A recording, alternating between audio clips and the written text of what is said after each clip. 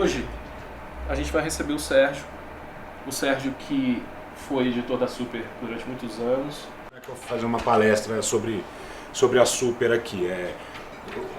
Eu vou acabar usando os exemplos da Super basicamente porque boa parte da minha vida profissional, os últimos 9 anos eu passei na Super.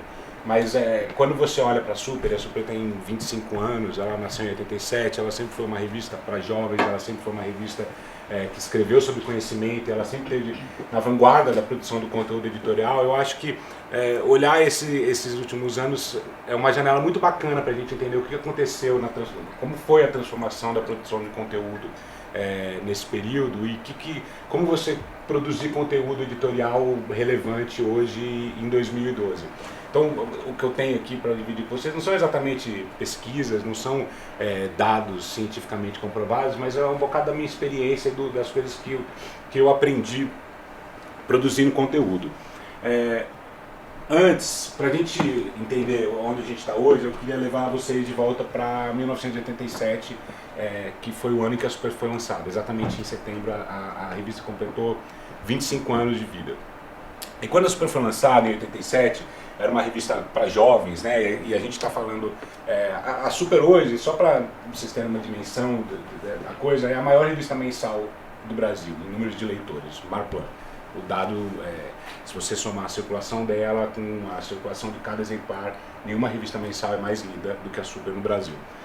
Quando ela foi lançada, ela foi lançada para jovens numa época em que ser jovem era isso aqui, cara. Ser jovem era ter topete, era gostar de New Wave, era ouvir The Smiths e tudo mais. Essa era a cara do jovem. E era uma época em que uma revista que falasse sobre conhecimento, ela tinha mais ou menos essa cara aqui. Eu adoro essa capa, eu acho essa capa absolutamente emblemática desse tempo, porque ela tinha essa ideia absurdamente inovadora para aquela época de que você poderia aprender física num parque de diversão, cara.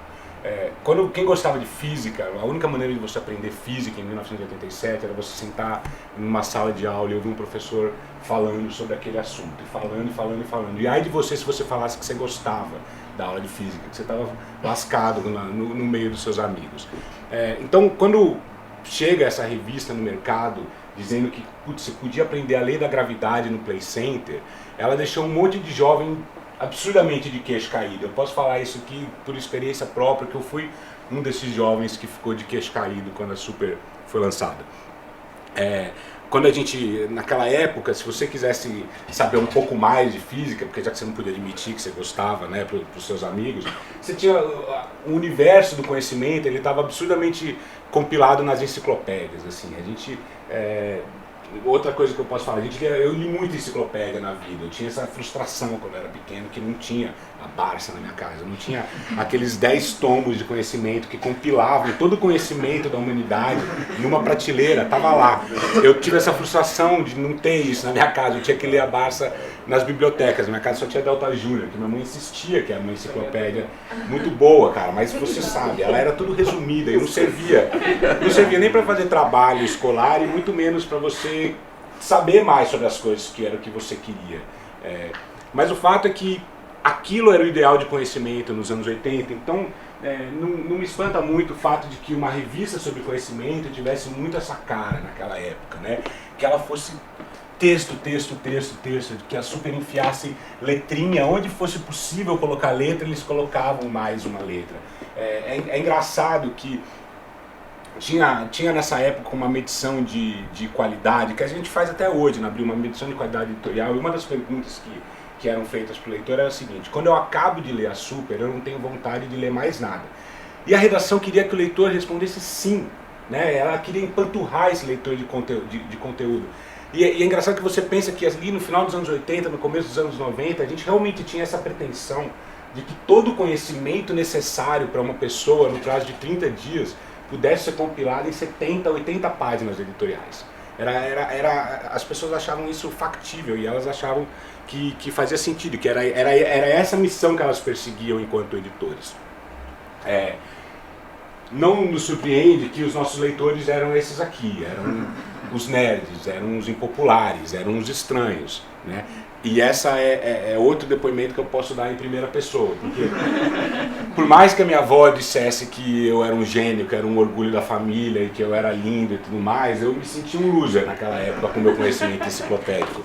Porque a verdade é que eu era um loser mesmo. Ali nos anos 80, aquilo lá que eu sabia, não servia para eu, não me permitia sonhar com muitas coisas, não me servia para arranjar namorada, posso garantir para vocês.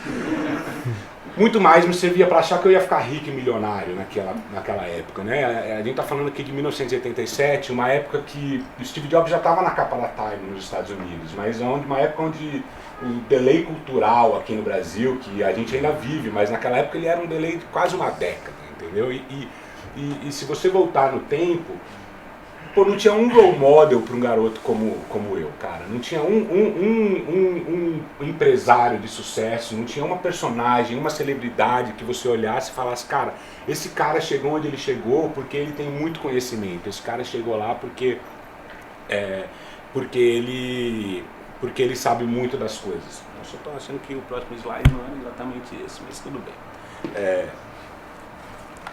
Mas, enfim, a coisa assim, para vocês pensarem, é que eu fico fazendo meio, quase que falando mal da Super, mas não é o caso aqui.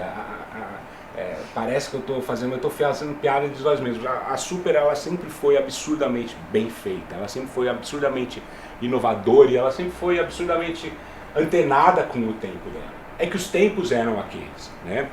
O que foi acontecendo é que os tempos foram mudando.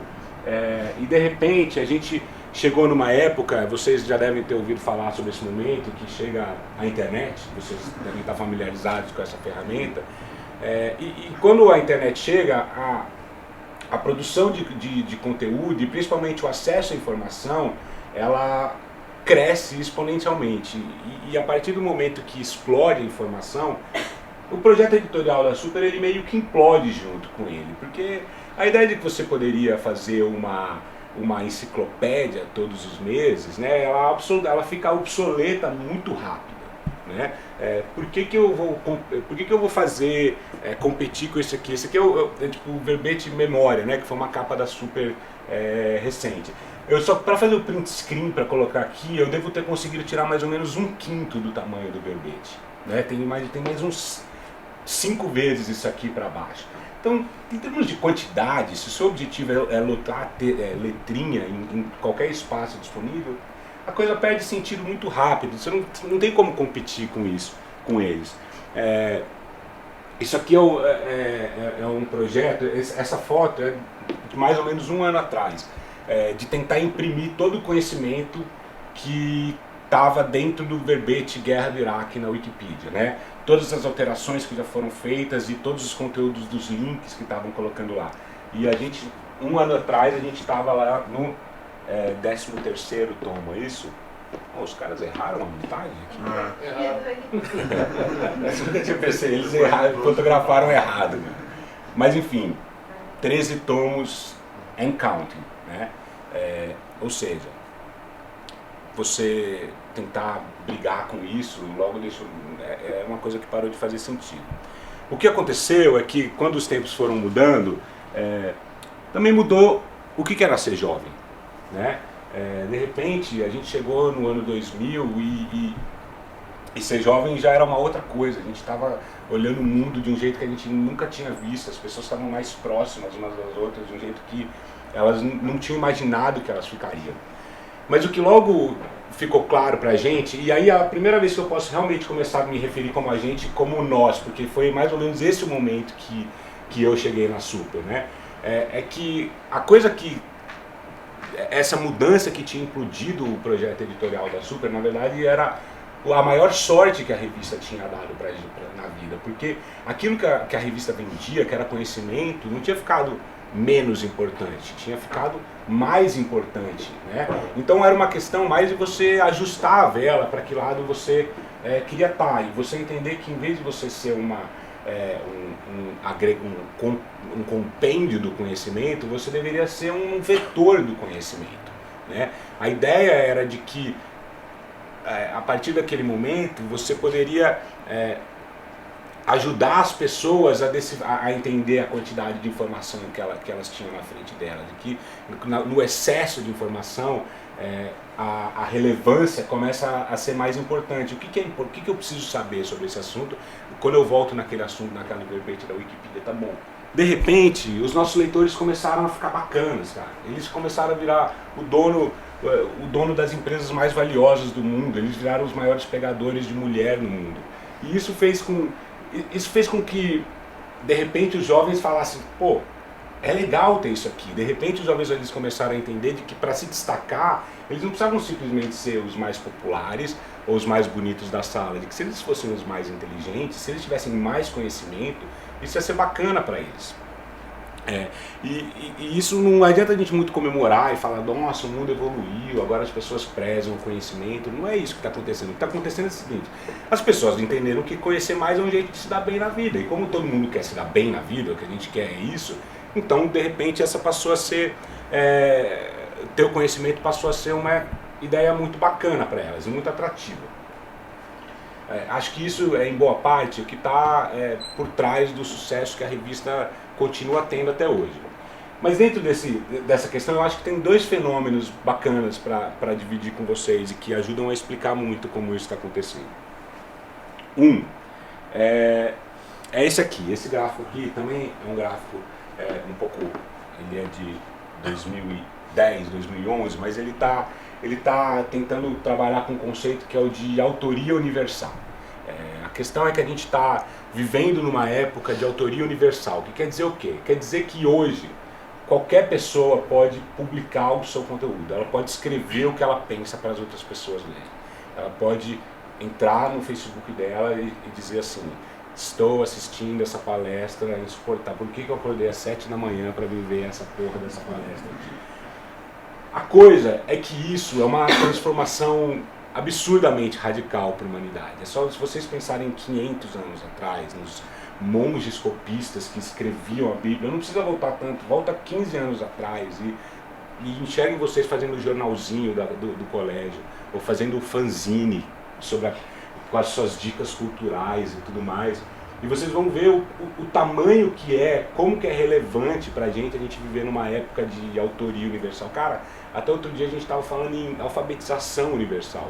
Até outro dia o desafio da humanidade era ensinar todo mundo a ler e escrever. E de repente a gente está dizendo que a humanidade inteira pode escrever para outra pessoa o que ela pensa. E quando eu digo escrever, eu não estou falando de escrever um livro, eu estou falando assim, de atualizar o seu status no Facebook, que é o que esse gráfico está mostrando, né? Entre fazer um tweet, entre fazer fazer um post num blog ou atualizar o seu status no Facebook. Mais ou menos ele previa lá que em 2013 100% das pessoas com acesso à internet de alguma maneira seriam autores também. E por que isso muda a produção de conteúdo?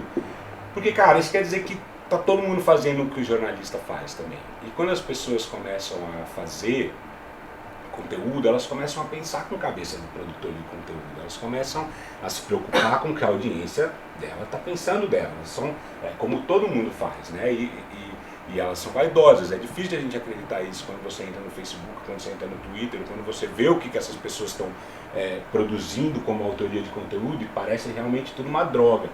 Mas, cara, acredite, elas estão pensando muito naquilo.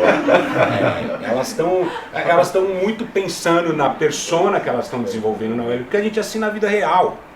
Na vida real a gente está preocupado com o que os outros estão pensando da gente. Imagina quando você tem o controle desse discurso, quando você pode apagar antes de escrever, você pode deletar, você pode reescrever, você pode fazer de um jeito mais bacana. E isso faz com que o conhecimento também, isso faz com que elas valorizem mais o conhecimento e que elas se preocupem muito com a maneira como elas estão produzindo conteúdo. Quando a gente olha para o brasileiro médio, ele já entendeu que a chave para aproveitar A chave para aproveitar esse momento econômico do Brasil é saber mais, é aprender mais. Quando essa geração, a nossa geração mesmo, e a próxima geração, ela vai ser absurdamente mais educada do que a geração anterior. E quando eu falo disso, eu não estou falando de um fenômeno só da classe C que está indo para a universidade pela primeira vez graças ao ProUni. Eu estou falando, cara, qualquer fedelho hoje já vai fazer MBA em Wharton, né? Que é uma coisa muito maior do que qualquer pai imaginou, né? É o maior orgulho da vida para você estudar no exterior e qualquer coisa. E isso faz com que as pessoas, não quer dizer que elas estão sendo mais bem educadas, infelizmente, quer dizer, em termos de qualidade, mas faz com que elas desejem saber mais. E elas não estão erradas, né? Porque se você for pensar, o skill médio que você precisa ter para qualquer trabalho, qualquer posto que você ocupa no Brasil, ele cresce ano a ano, né? Há 20 anos, para você estar na classe média brasileira, você precisava ser talvez um motorista de caminhão. Você precisava saber engatar segunda e chegar no Jabaquara. Era isso. Hoje, se você quer estar na classe média, você provavelmente vai ter que querer estar inserido de alguma maneira na empresa de caminhão. Você vai ter que de alguma maneira estar pensando na logística desse caminhão. E o mesmo vale para abrir uma empresa, o mesmo vale para ser diretor, presidente de uma grande corporação. Qual que é o ponto aqui? O ponto aqui, de novo, ter conhecimento é cada vez mais importante para as pessoas. As pessoas entenderam que a chave para viver o boom econômico que o Brasil está passando é saber mais. E elas buscam esse conhecimento. Como isso tudo afeta a produção de revista? Como esses fenômenos afetam a maneira como a gente pensa cada uma das nossas pautas? A primeira coisa que a gente entendeu ali é que a gente precisava repensar a maneira de fazer conteúdo editorial. Antes mesmo da internet aparecer, a gente já estava falando, cara, a gente precisa usar mais ferramentas, a gente usar todas as ferramentas que a gente tem à nossa disposição para contar histórias. Isso fez com que a Super, lá atrás, tivesse essa iniciativa lá de integrar suas equipes de arte e texto, né? A produção de conteúdo, normalmente, ela quando você entra numa redação, você vai ver, tem a equipe de arte e a equipe de texto, e eles trabalham mais ou menos em separado. O que a gente entendeu ali é que eles precisavam se reunir para contar histórias. Os designers, eu gosto dessa foto que é do Muro de Berlim, eu sempre coloco os designers aqui como o pessoal da Alemanha Ocidental. Não é só porque eles têm os cabelos mais bacanas e tudo mais. É porque, em geral, os jornalistas eles são absurdamente mais resistentes a esse processo. Os jornalistas, a gente é educado a escrever. Jornalista, a gente vai para a faculdade, a gente ensina que jornalismo é reportagem, é caderninho. A gente acha que a gente escreve pra caralho. A gente sabe que essa frase a mais, eu vou resolver tudo no texto. Então os jornalistas eles são muito mais resistentes à ideia de que você pode contar histórias sem colocar mais letrinhas. E isso faz com que a gente faça matérias como essa aqui. Essa é uma matéria sobre como vai ser o fim do mundo, sobre como no final dos tempos a gente vai ser tragado por um buraco negro e que é uma massa de energia escura, e no final da humanidade vai ser uma grande escuridão. E quando o designer ouviu isso, ele sugeriu que a gente fizesse uma matéria assim. A última página da revista, basicamente, era uma página pintada de preto. E, cara, hoje é incrível, mas as pessoas elas vão pagar R$12 para ver uma página pintada em preto. Só que elas não vão pagar R$12 para ver essa página lotada de letrinhas sobre o fim do universo. E essa eu acho que é uma transformação muito incrível que a gente passou nos últimos anos, cara. Quando o conhecimento ele fica abundante, porque a questão é assim, eu acho que aqui tem absurdamente mais informação relevante do que se a gente tivesse colocado um monte de letrinha nessa página. E as pessoas valorizam e elas entendem isso. Ou então a gente faz uma matéria como essa. Essa é uma matéria que apareceu lá um editor sugerindo que a gente falasse sobre a primeira hora de vida no bebê, que é uma hora absurdamente importante. É quando uma série de processos fisiológicos, neurológicos e psicológicos vão estar sendo formados ali na sua vida e que vão influenciar todos os próximos anos. E para contar essa história, a gente, em vez de ficar escrevendo passo a passo, a gente resolveu acompanhar um parto. A gente marcou com uma mãe que ia ter um filho, e a gente foi lá e fotografou esse menino hora a hora. A gente fez 60 fotos, não, a gente fez mais que 60 fotos, mas a gente fez uma foto para cada minuto da vida desse moleque e contou essa história basicamente visualmente. É uma matéria que tem uma apuração gigantesca, que tem um monte de entrevista, um monte de leitura para você fazer e que ela aparece na revista desse jeito, sem um parágrafo. Né? Não tem, em nenhum lugar ela tem mais do que, acho que 300 toques ao texto mais longo. Mas quando as pessoas saem, elas entenderam, elas sabem o que aconteceu nos primeiros 60 minutos da vida delas mesmo. Ou às vezes, a gente faz coisas assim como esse infográfico, que a gente só tinha essa ideia de que um dálmata seria muito bacana para fazer um gráfico. E daí a gente pegou um repórter e falou, cara, inventa uma pauta para esse negócio aqui, entendeu? Inventa alguma história que a gente possa contar em cima de um dálmata infografado, entendeu? E daí ele foi lá, sobre o crescimento do mercado pet, sobre como o mundo, porque as pessoas gostam tanto de cachorros hoje e tudo mais. Mas foi uma ideia que ela nasceu, de uma pauta visual, ela é 100% visual. Isso, aonde isso nos leva, eu acho assim que uma parte dessa história é a questão de a gente entender que a gente precisa produzir conteúdo usando todas as ferramentas que estão à nossa disposição. E hoje a gente o que a gente tem é mais do que poder unificar as equipes de arte e texto. Agora a gente tem lá o próximo passo, que é unificar as equipes de tecnologia para dentro desse universo. Como a gente tem feito isso, boa parte do que a gente tem trabalhado é tentar fazer com que o nosso conteúdo exista lá em todas as plataformas. É quase meio clichê falar isso, né? Dá até um pouco de vergonha de vir na frente das pessoas e falar, a gente está trabalhando conteúdo multiplataforma e tudo mais. Mas o mais importante que a gente tem tentado, a coisa que me fissurava lá na Super, e a coisa que eu busco lá vou buscar na Alpha também, é entender como as pessoas transmitem conteúdo entre elas hoje. A gente fica falando muito de rede social, e realmente, essa é a revolução que a gente está vivendo, né? A capacidade das pessoas se comunicarem de uma maneira absurdamente direta entre os seus amigos e os seus conhecidos. Mas eu também vejo muitas vezes uma fissura muito grande com as ferramentas, né? Com o Instagram, com o Facebook, com o Twitter, as pessoas obcecadas com as ferramentas. E cara, é muito importante você saber que é um grupo no Facebook. Mas não é esse o código que você tem que descobrir. Porque nem sei se o Facebook vai estar lá. Desculpa, Rafa, eu acho que você vai estar empregado. Cara. Mas o Facebook eu acho especificamente que está lá. Mas assim, o fato a gente não sabe as ferramentas que vão existir daqui a 5 anos. O que vai existir certamente são as redes. E essa tem que ser a obsessão de quem está produzindo conteúdo. Essa é a obsessão que a gente tem ali, que a minha equipe tem. O que faz as pessoas dividirem informação?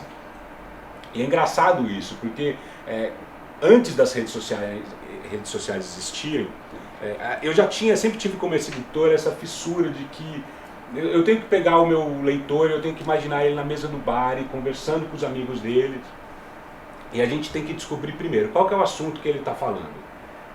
Então beleza, essa pauta sobre a qual a gente vai escrever. E quando esse assunto aparecer na mesa do bar dele, e todo mundo estiver repetindo a mesma coisa, eu quero que o meu leitor tenha uma coisa bacana para falar e colocar na mesa, um assunto interessante a jogar na mesa. E cara, isso é mídia social, né? É uma mídia que você produz para ser consumida socialmente. É o que a gente está fazendo. Intuitivamente a gente estava pensando no botão compartilhar lá atrás, né? A gente estava falando, pega uma informação e divide com a sua rede. É isso que a gente faz na revista. E é isso que a gente tem que perseguir nas redes sociais. Não é necessariamente fazendo jornalismo, quer dizer, não é necessariamente fazendo um monte de reportagem. Mas o code, a coisa que a gente quer quebrar e que a gente precisa entender daqui para frente é isso. O que vai fazer as pessoas apertarem o botão de compartilhar, seja no Facebook ou seja na vida real. E é isso que a gente tem perseguido como editores atualmente, que eu tenho perseguido como editor pessoalmente. E era isso. Cara, eu gostei muito dessa coisa do pensamento do o que faz as pessoas dividirem informação, né? Essa coisa do infodálmata aí é muito do caralho, né? Antes das pessoas estarem conectadas em rede, como é que vocês sabiam que vocês estavam acertando a mão que a revista ajudava as pessoas a compartilhar a informação? Cara, a gente não sabe até hoje, fazer revista. Você não sabe como é. Vocês trabalham na internet, Não, então eu trabalho na vocês têm resposta imediata, né? Você sabe na hora se o cara gosta mais de capa de celebridade ou ele gosta mais de capa de anônimo.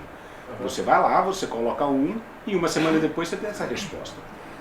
Revista, essa resposta ela é muito intuitiva. Então, assim, até hoje? Mesmo hoje que as revistas já fizeram já foram para as suas plataformas? A parte impressa, sim. Você tem uma medição muito clara, que é a venda do exemplar, né?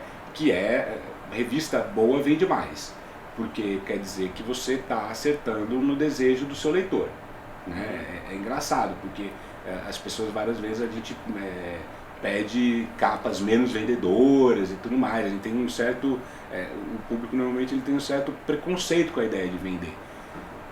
O que as pessoas não entendem, o que está por trás, é que é o sucesso editorial. A venda, as pessoas só tiram 12 mangos do bolso para comprar uma revista se elas se interessarem por aquilo lá, né? Então essa é a primeira medição que você tem. Aquela parte que eu digo, que a Abril perguntava para o leitor se ele não tinha vontade de ler mais nada, isso é parte de outro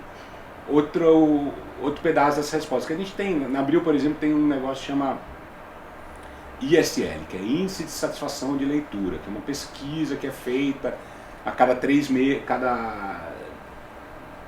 ou 4 meses, mais ou menos, e que você pega um universo de leitores, você pede para eles avaliarem matéria, dá uma nota, você pergunta se ele leu, quanto ele leu, que nota ele dá, daí você testa uma série de premissas de imagem que você quer ter da revista e pergunta como ele está respondendo e tudo mais. Agora, é muito mais frágil do que uma resposta ao que ele clicou, porque as pessoas elas mentem, né? As pessoas elas tipo assim, você leu essa matéria? Li, claro que eu li, né? Claro que eu li essa matéria sobre Einstein, cara, certeza que eu li.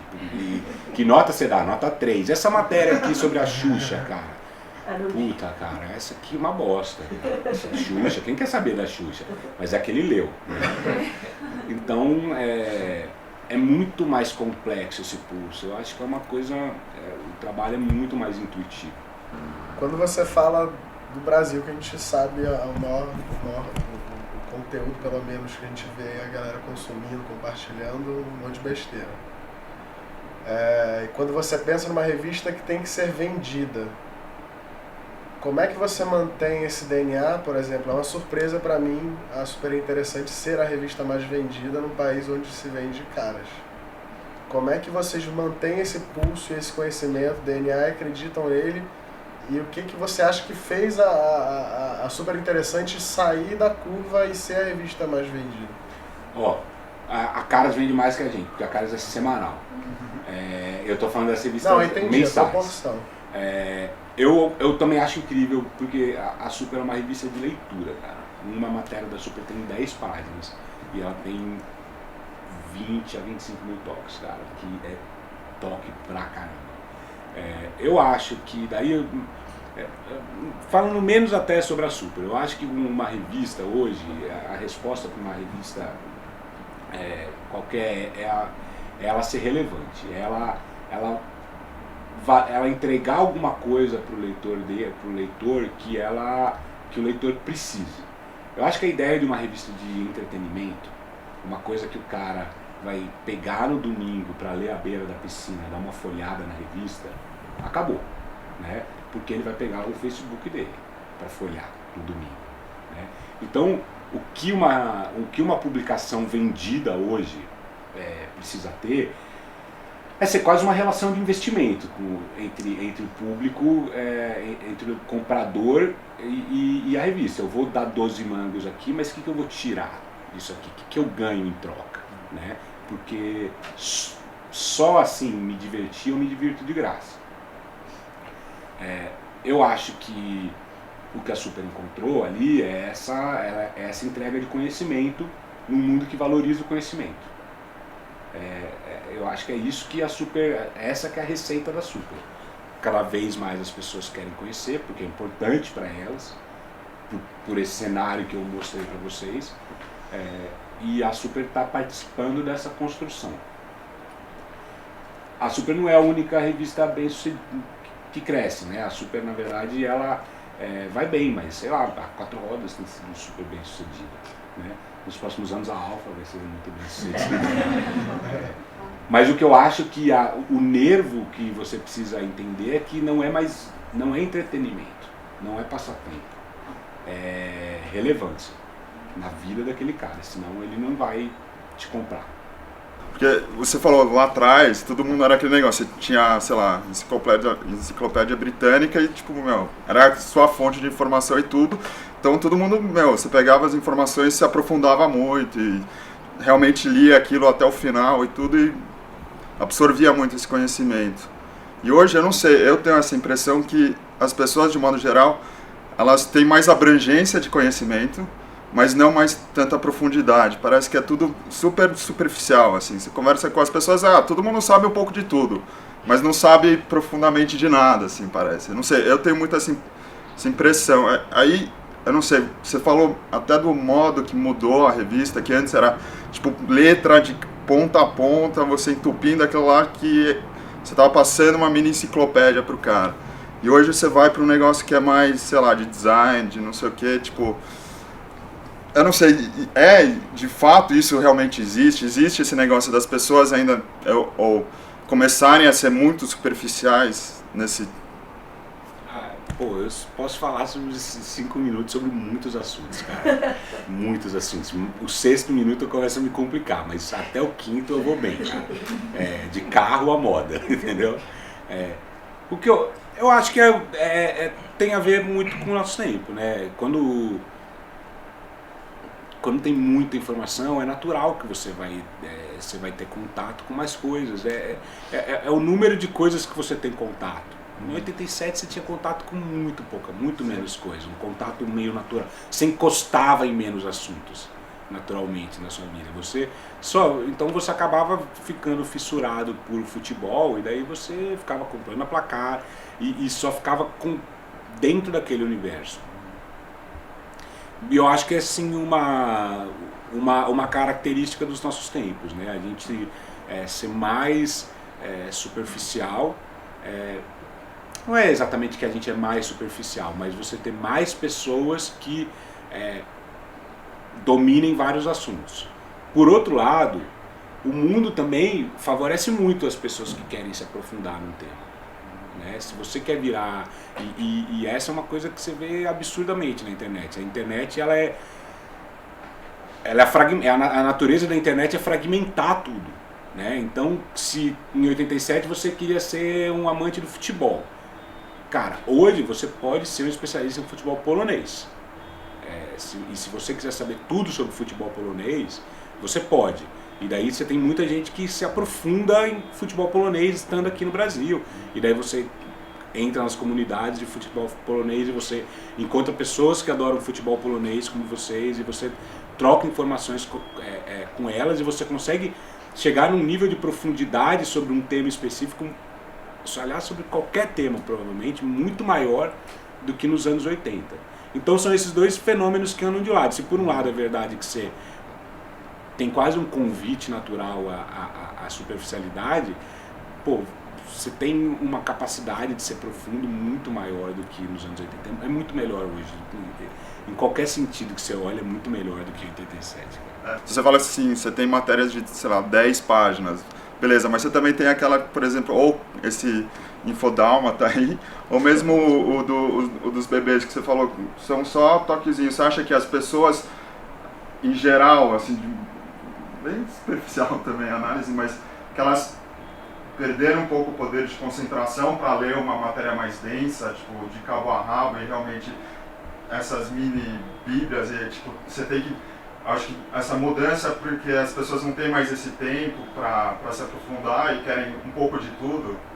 Eu posso questionar o contrário e aí você me... Para mim eu vejo um pouco diferente disso. Hoje as pessoas tendo acesso à tecnologia, elas estão lendo mais. Quando você olha, o livro vende pra caramba hoje, né? O mercado de livros, não necessariamente talvez os livros físicos, mas o mercado de livro está explodindo. As pessoas estão lendo mais. Eu acho que sim, as pessoas têm menos concentração. É natural isso. Mas não é por isso que as matérias são feitas daquele jeito. Não é porque a gente tem um attention span muito pequeno do nosso leitor. É porque não faz mais sentido eu pegar e fazer uma matéria que, se eu tenho eu não preciso tratar qualquer coisa como um livro. A Piauí é excelente, cara. A Piauí é a antítese do que eu mostrei pra cá, e ela é uma revista excelente. Porque muitas vezes a melhor maneira que você tem de resolver uma história é escrevendo muito, cara. Né? Então escreve. A melhor maneira que você tem de contar, fazer o perfil do Ricardo Teixeira não é fazendo um Info Teixeira, entendeu? É escrevendo 10 páginas sobre aquele cara. O que acontecia é que há 25 anos a única maneira de se contar histórias era escrevendo. Hoje a gente tem um leque gigantesco. E cabe ao produtor de conteúdo entender qual que é a melhor maneira de contar aquela história que ele quer contar. E às vezes vai ser escrevendo pra caralho, porque as pessoas leem, elas continuam lendo. Vocês querem expandir? Vocês querem ser mais relevante para o público específico de vocês? Vocês já conhecem bem esse público? Bom, o que a gente pretende com a Alfa? O que eu acho, eu tô ali, eu fui pra lá muito interessado no que é fazer uma revista masculina em 2013, né? As revistas de comportamento em geral, elas estão meio se perguntando qual que é o papel delas hoje, tanto as masculinas como as femininas, né? E principalmente as revistas masculinas, elas estão meio que tem uma coisa muito interessante que aconteceu no mercado de masculinas, que é a mudança do homem, do personagem principal. As revistas muitas revistas dos anos 90, que eram cafajestes, que celebravam a masculinidade, é um tipo de revista que no Brasil até a gente tinha pouco. A VIP foi um pouco disso numa época dela. Mas a Maxim, a For Him Magazine, essas revistas simplesmente colapsaram em uma década. Porque o homem cafajeste não existe mais. Ou talvez ele nunca tenha existido, só que naquela época era essa imagem que o homem queria projetar. Que ele tinha um monte de amantes e que ele comia churrasco e que ele adorava futebol e arrotava. Não é esse mais o cara. Hoje a gente tem um cara que ele curte os filhos dele e tal, e que ele está preocupado em crescer na vida, que ele está preocupado com ele mesmo. É um outro homem. E tem um desafio de como você fazer revista masculina para esse cara. O que é relevante para esse cara? O que eu quero com a Alfa é o que eu faria em qualquer revista que eu vou editar, em qualquer site ou qualquer coisa que eu for fazer na vida, que é encontrar relevância para esse cara. Eu acho que no mercado de masculinas a gente tem esse desafio, que é o fato de que o nosso personagem hoje é muito diferente do que ele era há 10 anos. Pô, mas isso é exatamente a graça, isso é exatamente o que me leva lá, é tentar construir essa revista. Eu acho que a Alfa está absurdamente bem posicionada nesse cenário, porque ela é uma marca que já nasceu para atender esse cara. Ela não é uma marca que tem que fazer uma transição de uma revista masculina dos anos 80, dos anos 90 para uma revista masculina do século XXI. Ela já nasce no século XXI. E isso permite que ela seja uma coisa muito legal dentro do universo masculino.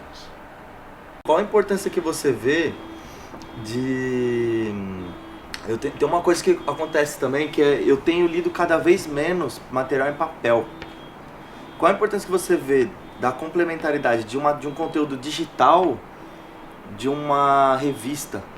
Porque, por exemplo, vou te dar um exemplo, a Trip. Eu nunca li a Trip em papel.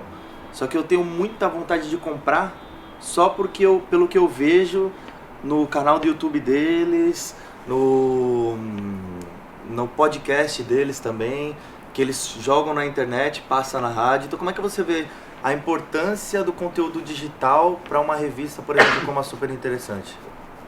A primeira questão é que as revistas e as publicações, elas têm que entender que elas não são mais revistas, mas elas são marcas. Esse é o primeiro clichê. Mas a ideia é a seguinte, quando você pensa 10 anos, o Estadão era um jornal, certo? A Globo era uma televisão e a Super Interessante era uma revista. A Trip era uma revista também. Pô, hoje você está aqui me falando que a Trip é uma produtora de vídeo, certo? O Estadão, para mim, é o meu feed no Twitter sobre como eu acompanho o Mensalão. Né? E a Globo, na verdade, é aquele negócio que eu vejo no G1 dos gols, que toda quinta-feira de manhã eu vou lá ver no G1 os gols da rodada, da Globo. Né? Então, as fronteiras entre o que cada publicação elas acabaram. Né? Então você tem que... É uma coisa que eu fico meio brigando. Né? O site da Alfa chama revistaalfa.com.br. E eu acho que não pode mais chamar revistaalfa.com.br, porque a Alfa tem que ser uma marca que ela representa uma ideia para um universo, para os leitores dela, e ela tem que pensar como ela vai entregar conteúdo relevante em cada uma das plataformas em que ela pode entregar conteúdo. Né? E não é necessariamente fazer a mesma coisa. O site de uma revista mensal, por exemplo, ele não pode viver em torno da produção de conteúdo para a revista, cara, porque você faz conteúdo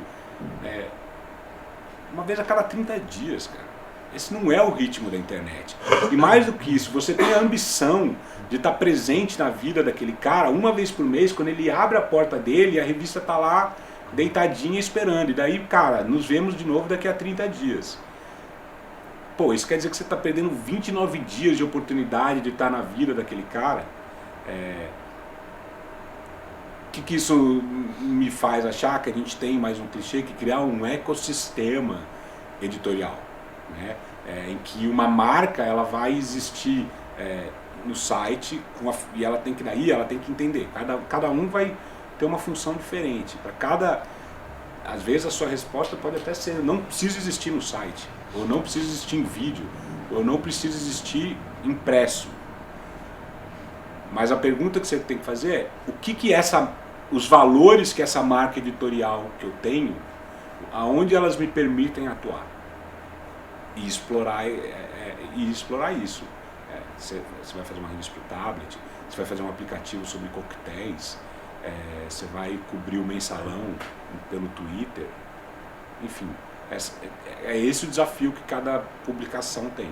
E eu acho que as que vão sobrar vão ser as que fazem sentido como marca. Essas vão as que vão existir daqui a 10 anos.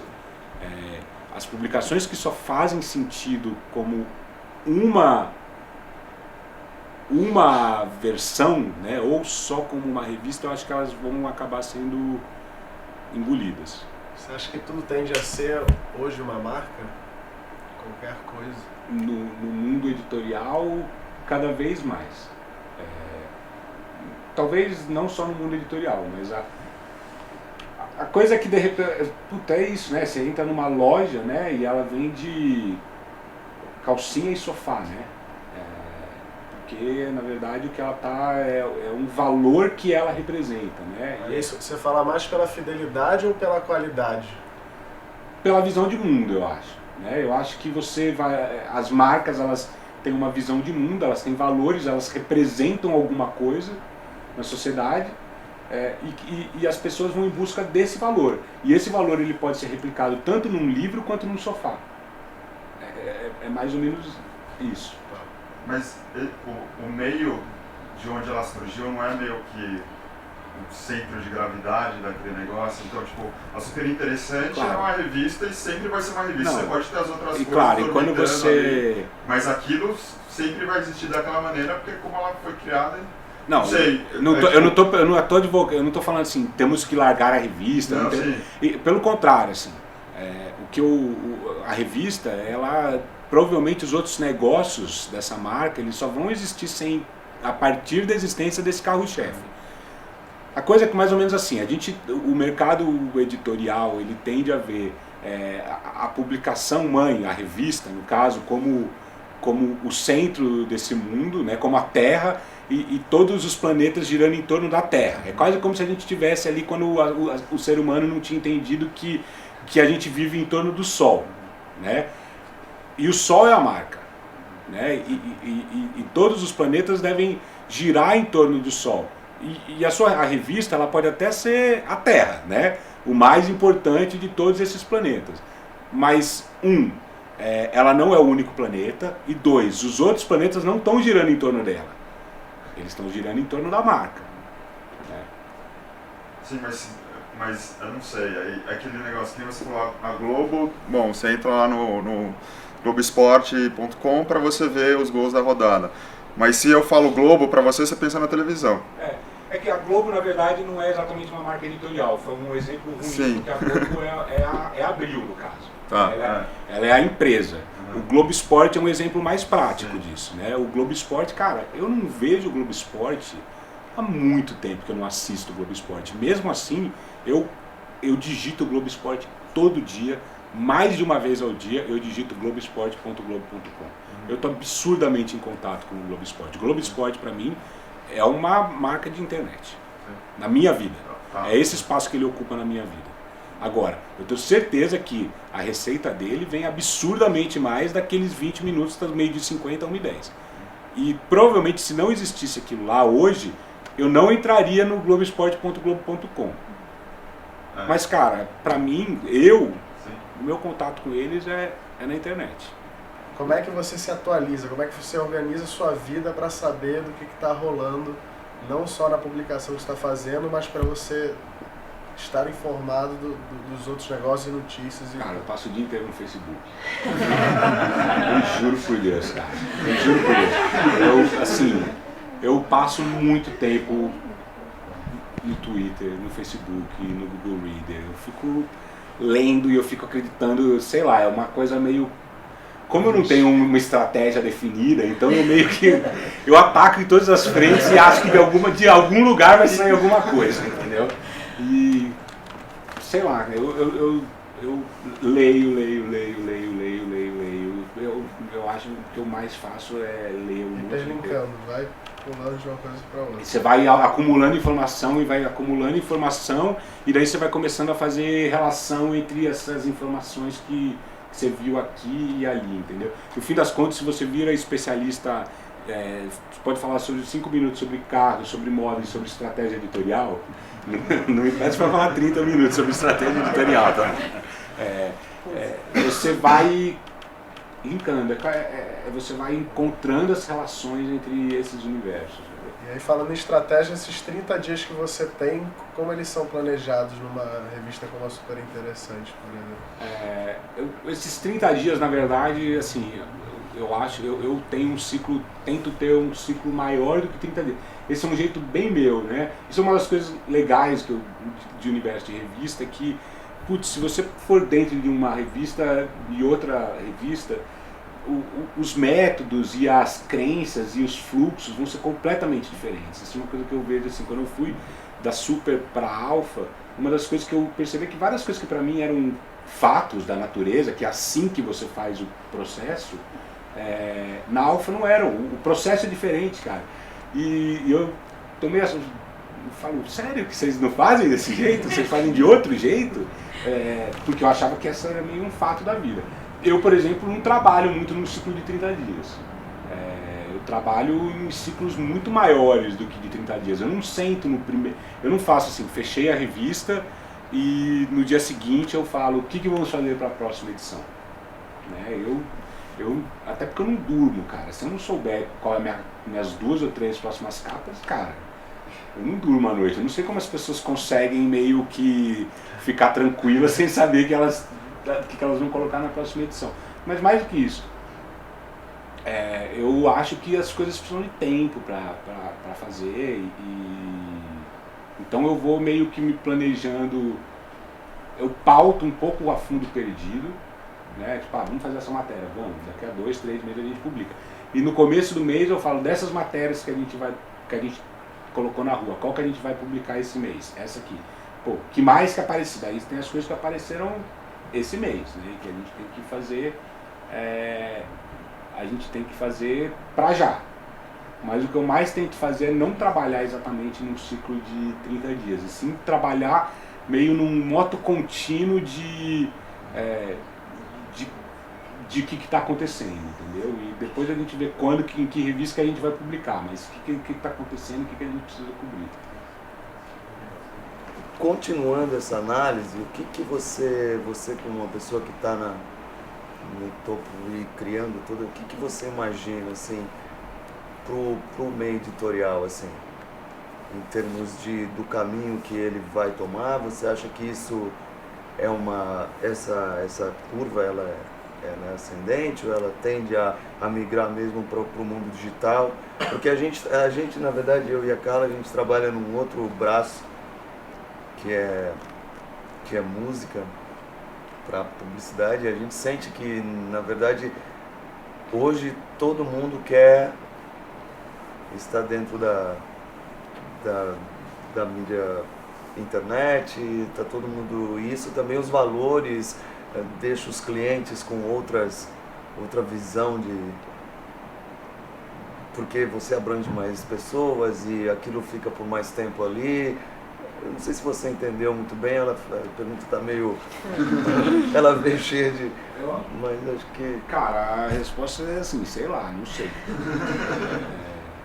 Não sei.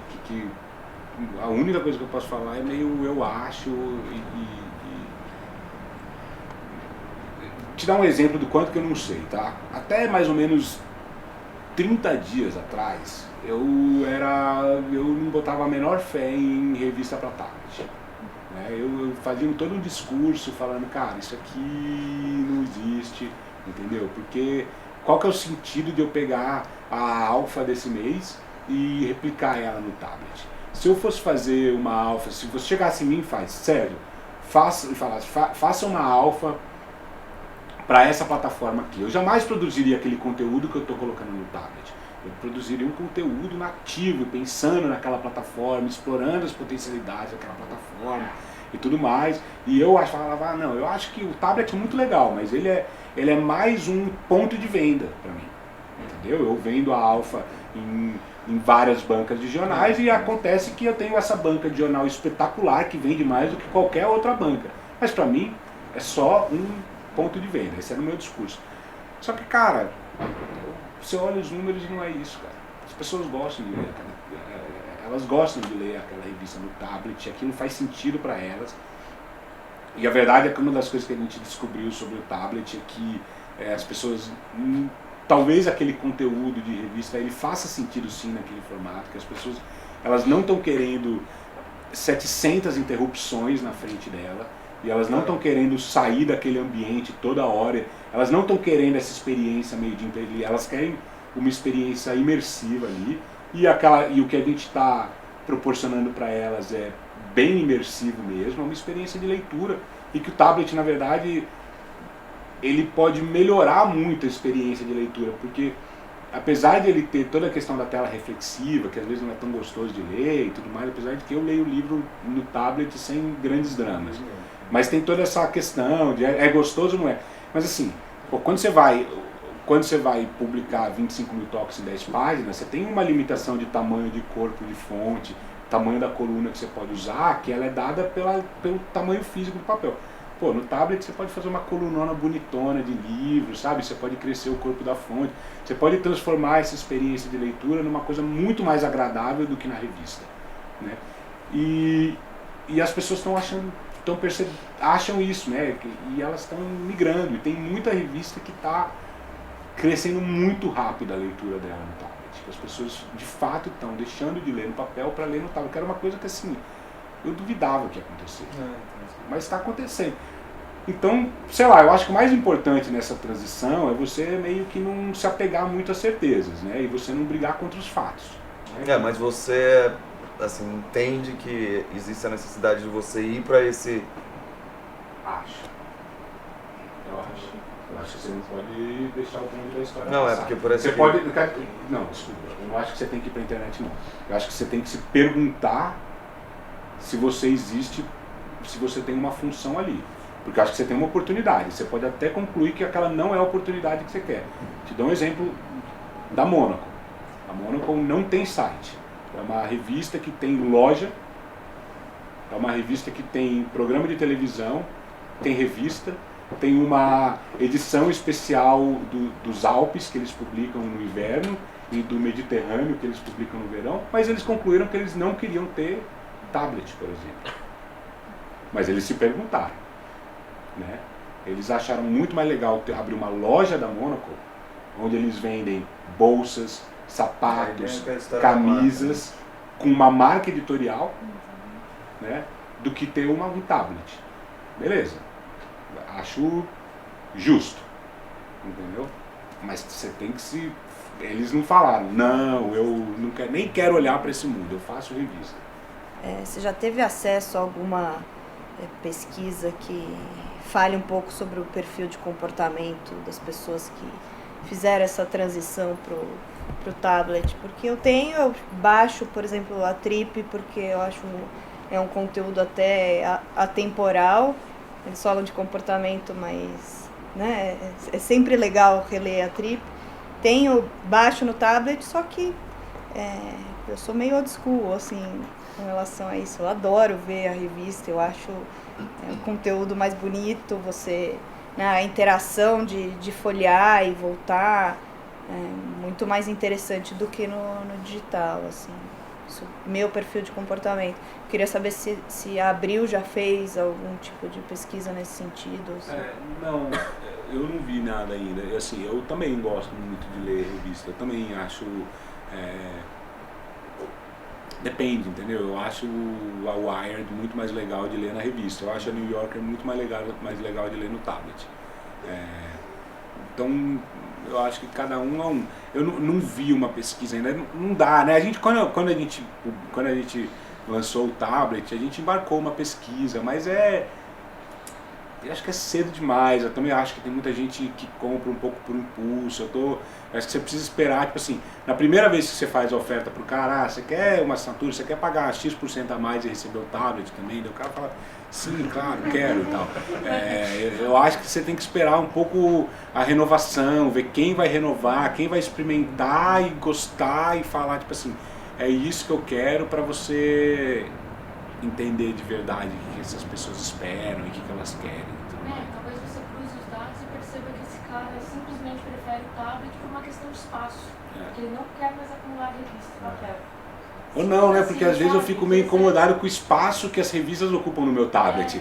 Muito mais do que o espaço que elas ocupam na minha casa, cara. Eu tenho, tipo, você pega as revistas são super pesadas, cara. Daí você fica com essa coisa, não, é portátil. É portátil nada, porque se você pegar 8 revistas ali, que elas já lotaram o seu tablet. Então você tem que ficar deletando elas do seu tablet toda hora. Então não é que elas estão lá. Mas sei lá, eu fico muito mais incomodado com o tamanho daqueles arquivos no meu tablet do que... Mas eu digo, você vai fazer cruzamentos de dados e vai descobrir coisas assim, que não é uma questão até de preferência, tá ligada a espaço, a outra, né, ou a não gostar de...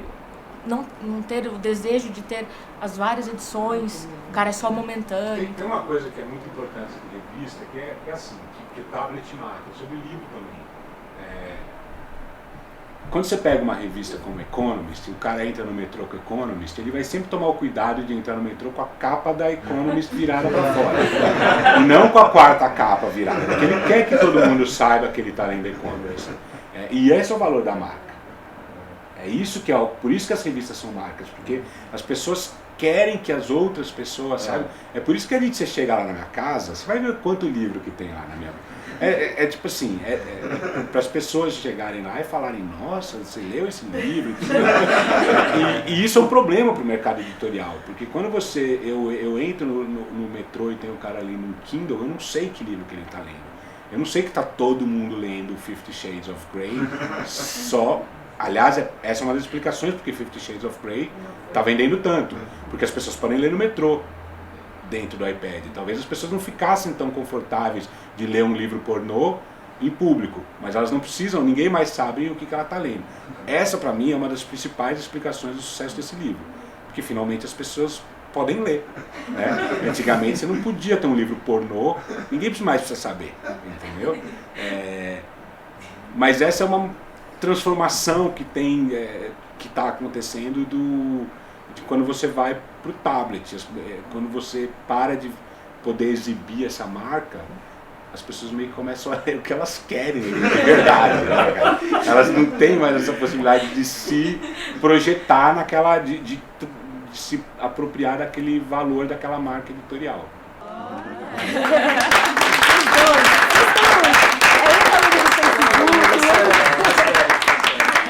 Gostei muito do Infodálmata também.